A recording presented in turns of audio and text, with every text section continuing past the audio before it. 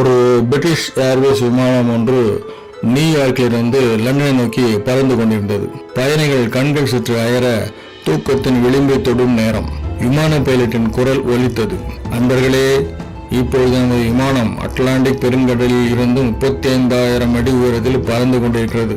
நீங்கள் விமானத்தின் இடது பக்க ஜன்னலை திறந்து பார்த்தால் விமானத்தின் இடது பக்க என்ஜின் பற்றி எரிந்து கொண்டிருப்பதை பார்ப்பீர்கள்.